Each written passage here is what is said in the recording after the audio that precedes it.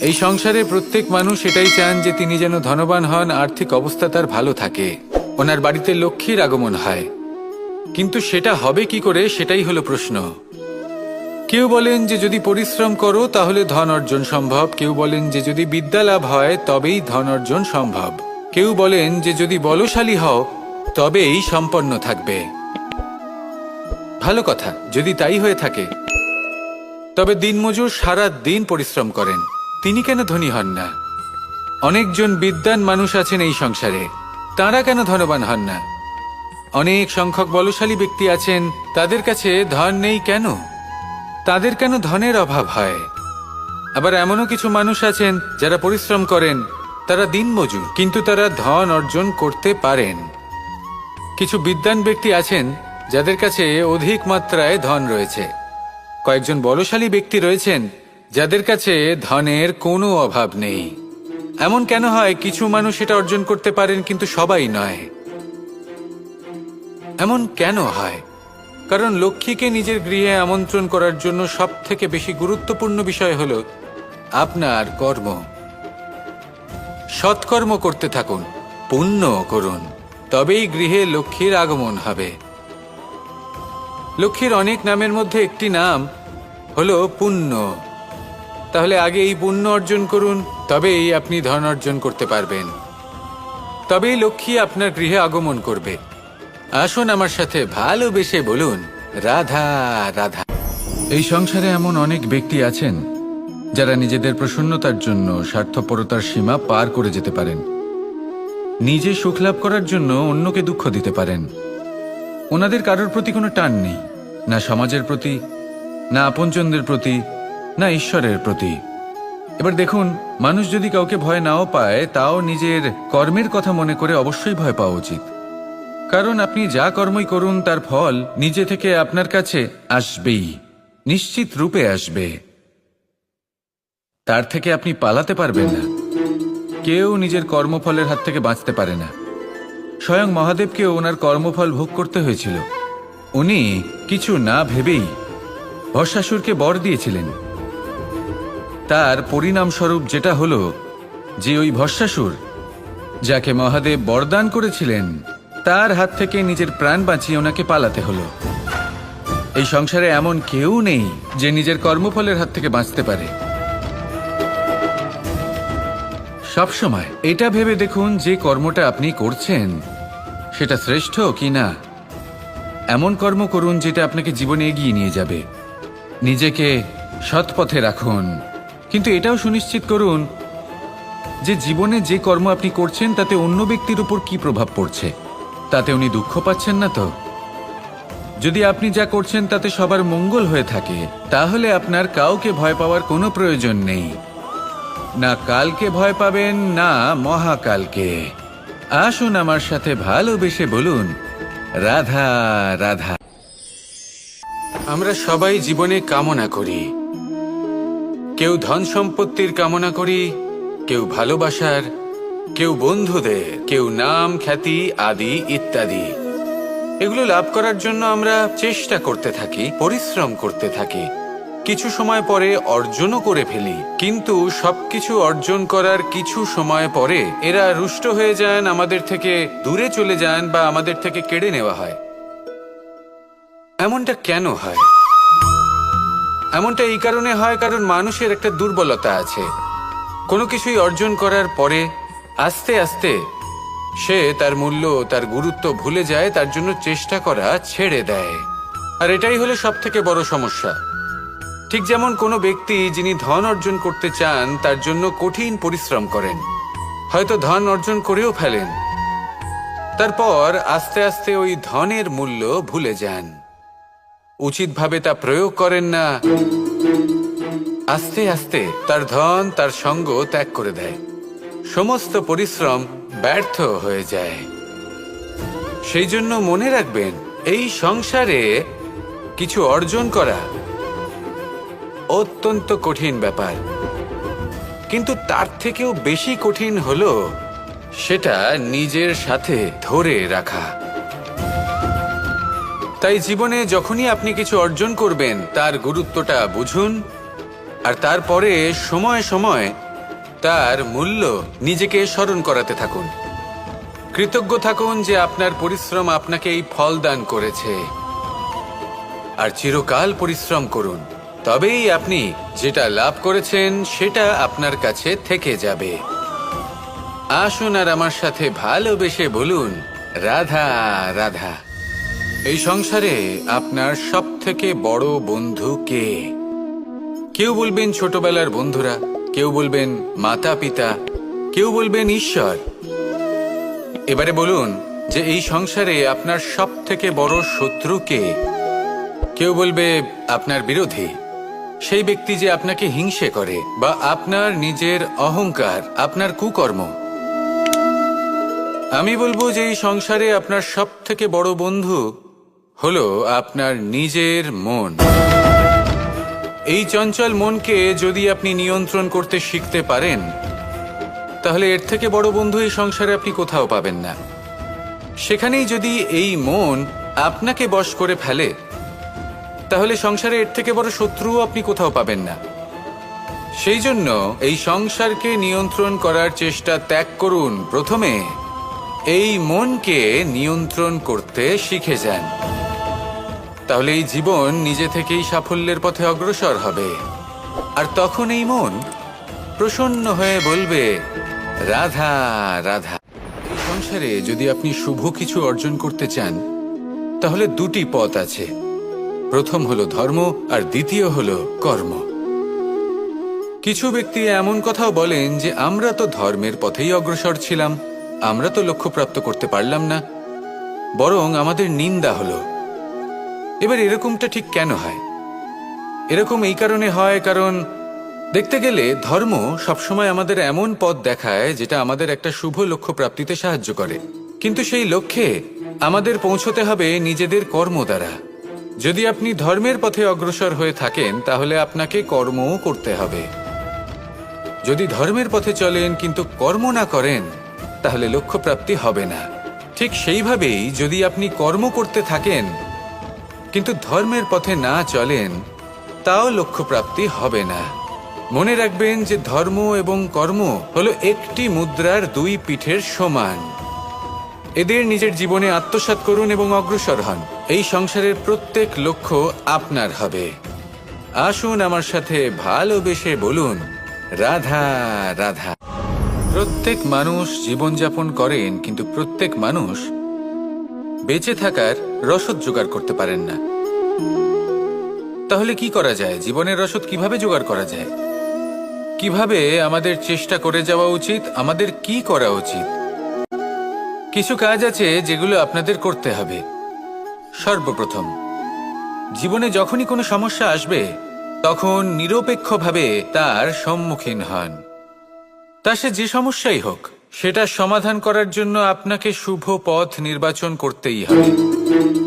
তারপরে যদি আপনার হাতে কখনো ক্ষমতা আসে, সেই মুহূর্তে আরো বেশি বিনম্র থাকতে হবে। আপনি ধন অর্জন করলে তখন অহংকার জাগ্রত হতে দিলে চলবে না। আপনি যদি শক্তিশালী হয়ে ওঠেন, তাও অহংকার জাগ্রত হলে চলবে না। জীবনে যখনই ক্রোধ হবে, তখন নিজেকে নিয়ন্ত্রণ করুন আর ভেবে দেখুন যে যদি এই মুহূর্তে আপনি ক্রোধ দেখান, তাহলে তার পরিণাম কি হবে। এর ফলে কি কিছু শুভ ঘটনা ঘটবে নাকি অশুভ কিছু ঘটবে? শুধু এই কটা কাজ নিজেদের জীবনে আত্মসাৎ করুন, জীবন যাপন অত্যন্ত সহজ হয়ে যাবে। আসুন আমার সাথে ভালোবেসে বলুন, রাধা রাধা। ক্রোধ এ হলো এই সংসারের সবথেকে ঘাতক আবেগ। এই আবেগ আগুনের সমান। যদি কোনো ব্যক্তির মনে জাগ্রত হয়, তাহলে সামনের ব্যক্তিকে ভস্ম করার আগে সেই আগুন সেই ক্রুদ্ধ ব্যক্তিকেই ভস্ম করে দেয়। সেই জন্য এই ক্রোধকে নিজের থেকে দূরে রাখা অত্যন্ত আবশ্যক। কিন্তু তার অর্থ এটা নয় যে সেই রাগের কোনো মূল্য নেই। আগে হ্যাঁ, কখনো কখনো জীবনে এই ক্রোধের বহিঃপ্রকাশ অত্যন্ত প্রয়োজনীয়। যেমন একজন ব্যক্তি, তিনি অপরাধ করেই চলেছেন, আপনি তাকে সুযোগ দিচ্ছেন কিন্তু সে কথা শুনছে না। সে এই বিভ্রান্তি নিয়ে জীবন অতিবাহিত করছে যে সে যেটা করছে সেটাই হলো উচিত, আর এটাই ভেবে সে অধর্মের পথে অগ্রসর হচ্ছে। এমন একটা সময় ক্রোধের বহিঃপ্রকাশ অত্যন্ত প্রয়োজনীয়। যেমন শ্রীরাম ক্রুদ্ধ হয়েছিলেন, উনি অগ্নিবাণ সাধন করেছিলেন সাগরের প্রতি, কারণ সাগর নিজের অহংকারে মত্ত হয়ে কিছুতেই শ্রীরামকে লঙ্কা পর্যন্ত পৌঁছানোর পথ খুঁজে দিচ্ছিল না। যখন শ্রীরাম ক্রুদ্ধ হলেন তখন সাগর ওনাকে পথ দেখালো। ক্রোধ প্রকাশ করুন, কিন্তু উচিত সময়, উচিত পরিস্থিতিতে, উচিত মাত্রাতে। আর কখনোই এই ক্রোধের আবেগ যেন আপনাকে নিয়ন্ত্রণ না করতে পারে। আসুন আমার সাথে ভালোবেসে বলুন, রাধা রাধা। সব থেকে শক্তিশালী শব্দ হল নীরবতা এবং প্রসন্নতা। এই দুটি সব থেকে বেশি কঠিনও। এবার আপনি বলবেন, এতে কঠিনের কি আছে? না, ক্ষেত্র বিশেষে নিজে নীরব থাকা হলো অত্যন্ত কঠিন। আর তার থেকেও বেশি কঠিন হলো বিকট পরিস্থিতিতে নিজেকে প্রসন্ন রাখা। কিন্তু যদি আপনি এটা শিখে যান, তাহলে এই নীরবতাই আপনাকে জীবনে অনেক বড় বড় সমস্যার হাত থেকে বাঁচাবে। এই প্রসন্নতা আপনাকে বিকটতর পরিস্থিতি থেকে বেরিয়ে আসতে শক্তি যোগাবে। তাই এই গুণ আত্মসাৎ করুন আর আমার সাথে ভালোবেসে বলুন, রাধা রাধা। গীতা আর আমি চিরকাল বলা হয়, কর্ম করো, কর্ম করতে থাকো। কিন্তু শুধুমাত্র কর্ম করাটাই পর্যাপ্ত নয়। কর্ম কিভাবে করা হচ্ছে, কোন দিশায় করা হচ্ছে, সেটা বুঝতে পারাটাও অত্যন্ত আবশ্যক। ভাগ্যের ভরসায় থাকবেন না। ভাগ্যের দ্বার যদি বন্ধ থাকে, তাহলে নিজের কর্ম দ্বারা আপনি সেই দ্বার খুলে দিতে পারেন। এবার আপনার পথে যদি কোনো বড় পাহাড় চলে আসে, তাহলে আপনি কি করবেন? ভাগ্যের ভরসায় বসে থেকে হাহাকার করলে তো হবে না। ভাববেন যে আমার ভাগ্যে এটা লেখা আছে, তাই এই সমস্যা নিজে থেকেই পথ থেকে সরে যাবে। না, আপনাকে কর্ম করতে হবে। নিজের কর্মের দ্বারা এমন কোলাহলের সৃষ্টি করুন যাতে ভাগ্য নিজেই আপনার জন্য সেই দ্বার খুলে দেয়। কর্মের কোলাহল কিছুটা এমন হওয়া উচিত যে সেই বাধা যেন আপনার কোলাহল শুনে নিজে থেকেই আপনার পথ থেকে সরে যায়। কর্ম করুন, কিন্তু এটা ভেবে কর্ম করুন যে কিভাবে আপনি কর্ম করছেন, কোন দিশাতে আপনি কর্ম করছেন। দিশাহীনভাবে আপনি যতই কর্ম করুন না কেন, কোনো লাভ হবে না। কখনো সৌভাগ্য লাভ করতে পারবেন না। কর্ম করুন, বুঝে শুনে করুন আর আমার সাথে ভালোবেসে বলুন, রাধা রাধা। জীবনে যখনই আমরা কোনো বিশেষ মানুষের সাথে পরিচিত হই, তখন তার ব্যক্তিত্বের বিষয়ে আমাদের একটি নিজস্ব দৃষ্টিভঙ্গি তৈরি হয়। তা সে ভালো হোক বা মন্দ, আমরা নিজেদের দৃষ্টিভঙ্গি, নিজেদের ধারণা বানিয়ে ফেলি। কিন্তু আপনি কি নিশ্চিত রূপে বলতে পারেন যে এই যে আপনার দৃষ্টিভঙ্গি, সেটাই সেই ব্যক্তির পূর্ণ সত্য, সেই ব্যক্তি সত্যি সেরকমই? না, আপনি সেরকম বলতে পারেন না। কারণ যে কোনো মানুষের একটি চরিত্র, একটি ব্যক্তিত্ব অনেক বছর ধরে তৈরি হয়, অসংখ্য অভিজ্ঞতা লাভ করার পরে তৈরি হয়। আপনি একদিনে বুঝতে পারবেন না যে সেই ব্যক্তি কেমন। এই ভুলটাই বেশিরভাগ মানুষ করে ফেলেন। কিন্তু যদি সত্যি কোনো মানুষকে বুঝতে চান, তাহলে একটু সময় দেওয়া খুব প্রয়োজন। সবার আগে প্রথম আলাপে সেই ব্যক্তি তো এটাই বোঝাবে যে সে কতটা শ্রেষ্ঠ, কিন্তু সে কতটা গুণী বা কতটা অপগুণী, এটা বোঝার জন্য আপনাকে সেই ব্যক্তির কাছাকাছি থাকতে হবে। তিনি কতটা অহংকারী বা কতটা সজ্জন, সেটা বোঝার জন্য আপনাকে সেই ব্যক্তিকে সম্মান দিয়ে দেখতে হবে। সেই ব্যক্তি কতটা লোভী বা কতটা সরল, সেটা বোঝার জন্য তাকে ধন দিয়ে দেখতে হবে। সেই ব্যক্তির কতগুলো খারাপ গুণ আছে, সেটা বোঝার জন্য সেই ব্যক্তিকে স্বাধীনতা দিয়ে দেখতে হবে। তবেই তাকে আপনি বুঝতে পারবেন। যে কোনো মানুষকে বোঝা, তার ব্যক্তিত্ব বুঝে ওঠা এতটা সহজ কাজ নয়। যতক্ষণ কোনো ব্যক্তির ব্যক্তিত্ব সম্পর্কে স্পষ্ট ধারণা না হয়, ততক্ষণ সেই ব্যক্তির সাথে সম্পর্কে অগ্রসর হওয়া উচিত হবে না। আসুন আমার সাথে ভালোবেসে বলুন, রাধা রাধা। আমরা সবাই জীবন সুখ আর শান্তিপূর্বক অতিবাহিত করতে চাই। আমরা সবাই এটাই চাই যে আমরা সবাই স্বাধীন থাকব, আর এই স্বাধীনভাবেই আমরা জীবনে অগ্রসর হব। আর যখন কোনো ব্যক্তি আমাদের এইসব কিছু করতে বাধা দেন, তখন আমরা তার উপর রুষ্ট হই। কিন্তু সত্যিটা ঠিক এর বিপরীত।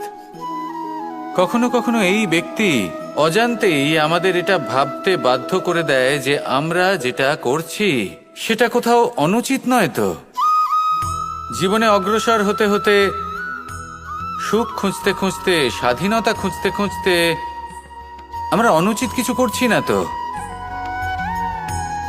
এটা বোঝা অত্যন্ত প্রয়োজনীয়। আর এটাই আমরা বুঝবো একটা উদাহরণ দ্বারা। কখনো কোনো উপবনে যাবেন আর গিয়ে ওখানকার মালিকে দেখবেন কি করে। কিছু সময় অন্তর ও ঘাস আর আগাছা কেটে পরিষ্কার করে। আর এরকমটা কেন করে? সে নিজেই তা রোপণ করে, নিজেই পরিশ্রম করে, আর তারপর নিজের পরিশ্রমকে কেটে ফেলার কি অর্থ হতে পারে? এরকমটা সে কেন করে? এরকম সে করে যাতে ঘাস এবং চারা সবাইকে নিয়ন্ত্রণে রাখতে পারে, আর সেই উপবনকে সে সুন্দর এবং মনোগ্রাহী করে রাখতে পারে। এটাই হলো ওর উদ্দেশ্য। এবার ভাবুন যে সেই ব্যক্তি আপনার জীবনে সেই কাজটাই করছে। আপনার জীবনে সে মালি হয়ে আসে আর কোনো শুল্ক ছাড়াই আপনাকে সে আরো উত্তম ব্যক্তি করে তুলছে। তাই মনে মনে ওনার প্রতি কৃতজ্ঞ থাকুন আর আমার সাথে ভালোবেসে বলুন, রাধা রাধা। আমাদের জীবন হলো একটি যাত্রাপথ, একটি প্রতিযোগিতা। আর এই প্রতিযোগিতায় এগিয়ে থাকার জন্য, জয়লাভ করার জন্য আমরা সবাই কোনো না কোনো সাহায্য খুঁজি। কেউ ঈশ্বরের শরণে যান, কেউ গুরুর কাছে যান, কেউ মাতা পিতার কাছে যান, আবার কেউ যোগ্য বন্ধু নির্বাচন করে নেন। আর হ্যাঁ, এনারা সবাই আপনাকে জীবনে অগ্রসর হওয়ার পথে সাহায্য করতে পারেন। কিন্তু এমন একজন ব্যক্তি আছেন এই সংসারে, যিনি এই সংসারে আপনাকে সবার আগে নিয়ে যেতে পারেন। আর সেই ব্যক্তি হলেন স্বয়ং আপনি, আর কেউ নয়। অর্থাৎ আপনি যদি চেষ্টা করেন, পরিশ্রম করেন, তাহলে আপনার বন্ধু, আপনার বান্ধব, আপনার পরিবার, আপনার গুরু আপনাকে সাহায্য করতে পারে, আপনাকে আরো অনেক বেশি প্রদান করতে পারে। কিন্তু যদি আপনার চেতনাই না থাকে, তাহলে কেউ আপনাকে এগিয়ে নিয়ে যেতে পারবে না। যেমন ছোট্ট একটা বালক যে সবেমাত্র হাঁটতে শিখছে, প্রথমে সে হামাগুড়ি দিয়ে চলতে চেষ্টা করে। তার মাতা পিতা তাকে দেখে খুব আনন্দ পান, তাকে উৎসাহও দেন। সেই ছোট বালক দাঁড়াতে চেষ্টা করে, হাঁটতে চেষ্টা করে, আবার পড়ে যায়, আবার উঠে দাঁড়ায়, আবার চেষ্টা করে, আবার পড়ে যায়। আর ভবিষ্যতে গিয়ে সে হাঁটতেও শিখে যায়, আবার দৌড়তেও শিখে যায়।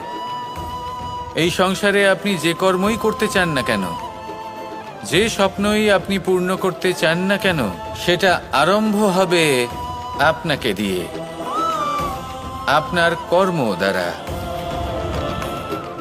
তাই কর্ম করতে শুরু করুন। বাইরে থেকে সাহায্য পেতেই পারেন, তার সদ্ব্যবহার করুন আর আমার সাথে ভালোবেসে বলুন, রাধা রাধা। জ্ঞান। এই সংসারের, এই জীবনের আধার হলো জ্ঞান। আমরা সবাই জ্ঞান লাভ করতে চাই, সামনে অগ্রসর হতে চাই। কারণ আমাদের লক্ষ্য পূরণ করাই হোক, আমাদের পথ খোঁজাই হোক, বা যে কোনো কাজ হোক, এই জ্ঞান আমাদের সাহায্য করে। এই জ্ঞান অত্যন্ত আবশ্যক। কিন্তু অনেক মানুষ এটা বুঝতেই পারেন না যে জ্ঞান কিভাবে অর্জন করা যেতে পারে, কিভাবে এই জ্ঞান লাভ করা সম্ভব হতে পারে, কি কর্ম করতে হবে, কোনটা ভাবতে হবে। ওনারা না রীতি জানেন, না নীতি জানেন। সেই জন্য ওনাদের জীবনে জ্ঞান আসে না, তাই দুঃখী হয়ে পড়েন। আর এখানে বলি, দুঃখ পাওয়ার কোনো কারণ নেই। আপনার জীবনে জ্ঞান আসেনি, এটা কোনো লজ্জার বিষয় নয়। লজ্জার বিষয় হলো এটা যে জ্ঞান লাভের জন্য আপনি প্রস্তুতি নন, আপনি তৎপর নন, আপনি চেষ্টাই করছেন না। অজ্ঞানী হওয়া কোনো খারাপ বিষয় নয়, কিন্তু জ্ঞান লাভের পিপাসা না থাকা, এটা হলো সবথেকে বড় দোষ। তাই সবসময় জ্ঞান লাভের জন্য প্রস্তুত থাকুন আর চেষ্টা করতে থাকুন। আসলে নির্বাচনটা আপনাকে করতে হবে যে আপনি অজ্ঞানী থেকে জ্ঞানী হয়ে উঠতে চান, নাকি জ্ঞানী থেকে আবার অজ্ঞানী হয়ে উঠতে চান। আসুন আমার সাথে ভালোবেসে বলুন, রাধা রাধা। আমাদের জীবন হলো একটি যাত্রাপথ, একটি প্রতিযোগিতা। আর এই প্রতিযোগিতায় এগিয়ে থাকার জন্য, জয়লাভ করার জন্য আমরা সবাই কোনো না কোনো সাহায্য খুঁজি। কেউ ঈশ্বরের শরণে যান, কেউ গুরুর কাছে যান, কেউ মাতা পিতার কাছে যান, আবার কেউ যোগ্য বন্ধু নির্বাচন করে নেন। আর হ্যাঁ, এনারা সবাই আপনাকে জীবনে অগ্রসর হওয়ার পথে সাহায্য করতে পারেন। কিন্তু এমন একজন ব্যক্তি আছেন এই সংসারে, যিনি এই সংসারে আপনাকে সবার আগে নিয়ে যেতে পারেন। আর সেই ব্যক্তি হলেন স্বয়ং আপনি, আর কেউ নয়। অর্থাৎ আপনি যদি চেষ্টা করেন, পরিশ্রম করেন, তাহলে আপনার বন্ধু, আপনার বান্ধব, আপনার পরিবার, আপনার গুরু আপনাকে সাহায্য করতে পারে, আপনাকে আরো অনেক বেশি প্রদান করতে পারে। কিন্তু যদি আপনার চেতনাই না থাকে, তাহলে কেউ আপনাকে এগিয়ে নিয়ে যেতে পারবে না। যেমন ছোট্ট একটা বালক যে সবেমাত্র হাঁটতে শিখছে, প্রথমে সে হামাগুড়ি দিয়ে চলতে চেষ্টা করে। তার মাতা পিতা তাকে দেখে খুব আনন্দ পান, তাকে উৎসাহও দেন। সেই ছোট বালক দাঁড়াতে চেষ্টা করে, হাঁটতে চেষ্টা করে, আবার পড়ে যায়, আবার উঠে দাঁড়ায়, আবার চেষ্টা করে, আবার পড়ে যায়। আর ভবিষ্যতে গিয়ে সে হাঁটতেও শিখে যায়, আবার দৌড়তেও শিখে যায়। এই সংসারে আপনি যে কর্মই করতে চান না কেন, যে স্বপ্নই আপনি পূর্ণ করতে চান না কেন, সেটা আরম্ভ হবে আপনাকে দিয়ে, আপনার কর্ম দ্বারা। তাই কর্ম করতে শুরু করুন। বাইরে থেকে সাহায্য পেতেই পারেন, তা সদ্ব্যবহার করুন। আর আমার সাথে ভালোবেসে বলুন, রাধা রাধা। গঙ্গা ভারতের সবথেকে শক্তিশালী নদী, এমন একটি নদী যে নিজেই হলো একটি ইতিহাস। কিন্তু কখনো ভেবেছেন যে এই গঙ্গা নদীর প্রবাহ যখন গঙ্গোত্রী থেকে শুরু হয়, তখন তার উৎপত্তি কিভাবে হয়? হিমবাহ যখন গলে যায়, তখন একটি ফোঁটার জন্ম হয়। সেই ফোঁটাগুলোর সাথে আরো কিছু ফোঁটা যুক্ত হয়, তারপরে একটি ছোট ধারা উৎপন্ন হয়, সেটা বইতে থাকে। এর পরবর্তীতে আরো অনেক ধারা আরো অনেক ফোঁটার সাথে যুক্ত হয়ে যায়, আর অবশেষে একটা মহান বিশাল ধারা জন্ম নেয়, যাকে আমরা মহানদী গঙ্গা বলি। সেই জন্য এই কথা বলা হয়েছে যে একটি পাথর দিয়ে প্রাচীর বানানো যায় না। মহানদী গঙ্গা আসলে কি, যদি ভালোভাবে ভেবে দেখেন, তবে এ হলো অগুন্তি জলের ফোঁটার মিশ্রণ, যেটা আরম্ভ হয় একটি ফোঁটা দ্বারা। একটি ফোঁটা যা এদের সকলকে নিজের অন্তরে সমাহিত করে নেয় এবং এমন একটি যাত্রা শুরু করে যা পরবর্তীতে মহানদী গঙ্গার রূপ ধারণ করে। এর থেকে আমরা কি শিক্ষা পাই? এটাই যে জীবনে শুধুমাত্র পরিশ্রম এবং সমস্যার সম্মুখীন হওয়াটাই পর্যাপ্ত নয়, সেটা তো সকলকেই করতে হয়। প্রয়োজন হলো সারল্য। সারল্য দ্বারা সবাইকে নিজের অন্তরে সমাহিত করে নিতে হবে, তাদের সাথে চলতে হবে, অনেককে এক করে তুলতে হবে। এই প্রবৃত্তি যদি আপনি নিজের অন্তরে জাগ্রত করেন, তাহলে আপনিও গঙ্গার মতো মহান হয়ে উঠবেন। আসুন আমার সাথে ভালোবেসে বলুন, রাধা রাধা। যখনই আমরা মহাদেবের কথা স্মরণ করি বা ওনাকে পুজো করি, তখন আমরা বলে থাকি হর হর মহাদেব। কিন্তু এই গৌরব আরেকজন দেবীও লাভ করেছেন, দেবী গঙ্গা। যখন আমরা গঙ্গা নদীতে প্রবেশ করি, সেই জলকে হাতে নিয়ে আমরা বলি হর হর গঙ্গা। ভেবে দেখুন, ভারতে এবং এই সংসারে এত সংখ্যক নদী রয়েছে, কিন্তু এই গৌরব, এই সম্মান, এই মহানুভবতা শুধুমাত্র দেবী গঙ্গাই লাভ করেছেন। এমন কেন? কারণ দেবী গঙ্গা যে স্থান থেকে প্রবাহিত হতে শুরু করেন, সেই স্থান থেকেই এই সংসারের সিঞ্চন শুরু হয়ে থাকে। নিজের সঞ্জীবনী শক্তি দ্বারা উনি এই সংসারের মঙ্গল করেন। মানুষের অন্তরের সেই পাপ, নেতিবাচক বোধ, সেই মালিন্য উনি নিজের অন্তরে সমাহিত করেন, সেই মানুষের শুদ্ধিকরণ করেন, আর তার বদলে কিছুই চান না।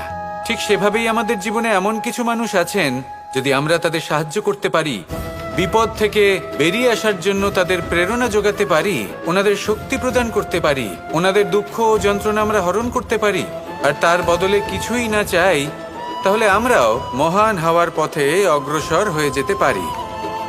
হয়তো সেই দিন সকলে আমাদের জয় জয়কার নাও করতে পারেন, কিন্তু সেই দিন আমরা হর হর মহাদেব, হর হর গঙ্গা, এই দুই কথার সার অবশ্যই বুঝতে পারবো। আসুন আর আমার সাথে ভালোবেসে বলুন, রাধা রাধা। মন্দিরে যখনই কোনো ব্যক্তি গিয়ে মন্দিরের ঘন্টা বাজান, তখন সেই ধ্বনি শুনে তিনি উপলব্ধি করেন যে ওনার মন শান্ত হচ্ছে। কিন্তু যদি উনি এই ঘন্টা না বাজান তাহলে কিন্তু কোনো স্বর উৎপন্ন হবে না। যখন সেটা স্থির থাকে তখন কোনো স্বর উৎপন্ন হয় না।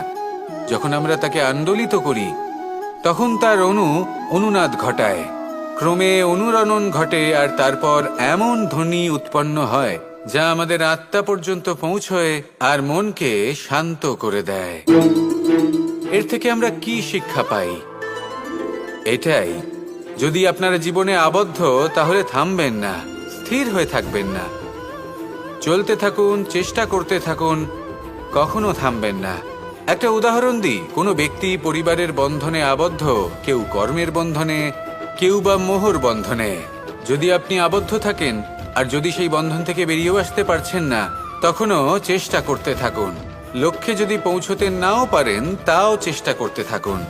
কিছু না হলেও আপনি একটি মন্দিরের ঘন্টার মতো অন্য কোনো ব্যক্তিকে তার লক্ষ্যে পৌঁছে দেওয়ার কাজটা অবশ্যই করতে পারবেন। জীবনে কিছু শুভ কাজ করতে পারেন, অন্য কারোর মঙ্গল করতে পারেন, তাকে প্রেরণা প্রদান করতে পারেন। যদি আপনি চেষ্টা চালিয়ে যান জীবনে কখনোই ব্যর্থ হবেন না। তাহলে এভাবেই চেষ্টা করতে থাকুন আর আমার সাথে ভালোবেসে বলুন, রাধা রাধা। মানুষের সব থেকে বড় পুঁজি কি? তার সব থেকে বড় শক্তি কি? আমি যখন এই প্রশ্নটা করি তখন কিছু মানুষ বলেন মানুষের বল, তার ধন, তার জ্ঞান, তার বন্ধু, এরাই মানুষের শক্তি। তারপর আমি জিজ্ঞেস করি মানুষের সব থেকে বড় দুর্বলতা কি? তখন তারা আমাকে বলেন সেই বল, জ্ঞান, মিত্র, এই সব কিছু হারিয়ে ফেলার ভয়। এই সংসারে এমন একটা আবেগ রয়েছে যা আপনার সব থেকে বড় শক্তিও হয়ে উঠতে পারে, আবার সব থেকে বড় দুর্বলতাও হয়ে উঠতে পারে। আর এই আবেগের নাম হলো বিশ্বাস। এই বিশ্বাস এতটাই শক্তিশালী যে সংসারের সব থেকে শক্তিশালী শিকলও একে বেঁধে রাখতে পারে না, সব থেকে উঁচু দেয়ালও একে বাধা দিতে পারে না। এই শক্তিশালী বিশ্বাস আপনার কাছে কখন ঘাতক প্রমাণিত হতে পারে? যখন আপনি অন্যের উপর আস্থা রাখেন এবং এতটাই বিশ্বাস করেন যে আপনি নিজেকে হীনমন্য করে তোলেন। আপনার জীবন শুধুই অন্যের উপর ভরসা করে নির্ভরশীল হয়ে পড়ে। বিশ্বাস অবশ্যই করুন, কিন্তু সর্বপ্রথম নিজের উপর আস্থা রাখুন। তবেই এই বিশ্বাস আপনার শক্তির বৃদ্ধি ঘটাবে। তখন এই বিশ্বাস আপনাকে বল, সম্পত্তি, জ্ঞান, বন্ধু সব কিছুই অর্জন করতে সাহায্য করবে। দেখুন, যখন কোনো ব্যক্তি পড়ে যান তখন আপনি সেই ব্যক্তিকে তখনই তুলতে পারবেন যখন সেই ব্যক্তি নিজে উঠে দাঁড়াতে সক্ষম। তাই কেউ আপনাকে যতই সাহায্য করুক না কেন, আপনি সেই কাজে তখনই সফল হতে পারবেন যখন আপনি নিজে চেষ্টা করবেন। তাহলে এটাই করুন আর আমার সাথে ভালোবেসে বলুন, রাধা রাধা। রাজা দশরথ ছিলেন রঘুকুলের অত্যন্ত শ্রেষ্ঠ রাজা, কিন্তু একটা সমস্যা ছিল। অনেক অনেক চেষ্টা সত্ত্বেও, পুজো অর্চনা করা সত্ত্বেও ওনার কিছুতেই সন্তান লাভ হচ্ছিল না। প্রজারা চিন্তিত ছিলেন যে এর পরে কি হবে, এই রঘুবংশকে কে এগিয়ে নিয়ে যাবে। কিন্তু রাজা দশরথ এই চিন্তা থেকে মুক্ত ছিলেন, কারণ ওনার শ্রবণ কুমারের অন্ধ মাতা পিতার দেওয়া সেই অভিশাপের কথা মনে ছিল। যখন ভুলবশত রাজা দশরথের বাণ দ্বারা শ্রবণ কুমারের মৃত্যু হয়, তখন শ্রবণ কুমারের মাতা পিতা রাজা দশরথকে অভিশাপ দিয়েছিলেন যে তুমিও নিজেই এইভাবে নিজের সন্তানের বিয়োগে, দুঃখে, যন্ত্রণায় কাতর হয়ে মৃত্যু লাভ করবে। এটা ওনার মনে ছিল। উনি মনে করতেন যে এই অভিশাপ যখন উনি পেয়েছেন তখন তো অবশ্যই ফলবে। আমি আমার সন্তান বিয়োগে মৃত্যু লাভ করব, এর অর্থ হলো এটাই যে আমার সন্তান প্রাপ্তি হবে। সেই অভিশাপই ওনার জীবনে বরদান রূপে ফিরে এলো। যখন সঠিক সময় এলো তখন উনি 4 পুত্র লাভ করলেন, আর তারপর কি হলো সেটা আমরা সকলে জানি। এবার এর থেকে আমরা কি শিক্ষা লাভ করলাম? যে জীবনে এই সমস্যা, এই সংকট বা কঠিন পরিস্থিতি এসব তো আসতেই থাকবে। নিয়তিকে আমরা পাল্টে ফেলতে পারবো না, যেটা হবার সেটা অবশ্যই হবে। তাই যেটা হচ্ছে সেটা আনন্দের সাথে যাপন করলে কেমন হয়? প্রত্যেক সমস্যার মধ্যে কোথাও না কোথাও আনন্দ আছে, সেই আনন্দ খুঁজে বের করতে চেষ্টা করুন। সমস্যার মধ্যে থেকে আনন্দটা খুঁজে নিয়ে সেটাকে মনে ধরে রাখুন, এই আনন্দের সাথে অগ্রসর হন আর এই আনন্দ সহকারে বলুন, রাধা রাধা। আপনি কখনো কোনো বাহনকে দেখে থাকবেন, তার অনেকগুলো ভাগ রয়েছে, ভিন্ন ভিন্ন ভাগ, যেটা একসাথে কর্ম সম্পাদন করে। তা সে চাকা হোক বা যন্ত্র হোক বা সেই বাহন নিয়ন্ত্রণকারী ব্যক্তি আদি ইত্যাদি, সবাই নিজের ক্ষমতা অনুসারে, নিজের স্বভাব অনুসারে নিজের কর্ম করেন।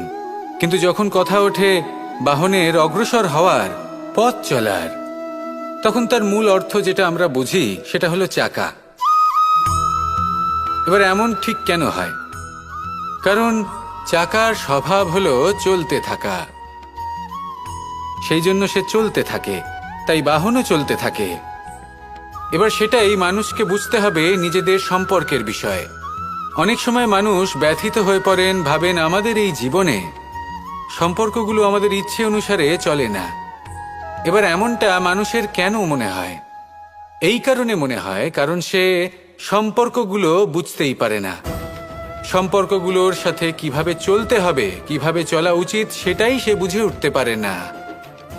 দেখুন, সম্পর্ক যখন তৈরি হয় তখন সেই ব্যক্তি যুক্ত হন, তাদের সাথে নিয়ে আপনি সামনে অগ্রসর হন। এমন কখনোই হবে না যে আপনি এগিয়ে চলেছেন আর আপনার সম্পর্ক আপনার পেছনে পেছনে আসছে। ঠিক যেভাবে বাহনের ক্ষেত্রে চাকার স্বভাব হলো চলতে থাকা, ঠিক সেভাবেই সম্পর্কের স্বভাব হলো সাথে থেকে অগ্রসর হওয়া। তাই এই সম্পর্কগুলোর সাথে যুক্ত থাকুন আর জীবনে অগ্রসর হতে থাকুন। এই সম্পর্কগুলি আপনার জীবন সুখে পরিপূর্ণ করে তুলবে। আর তখন এই মন সুপ্রসন্ন হয়ে বলবে, রাধা রাধা।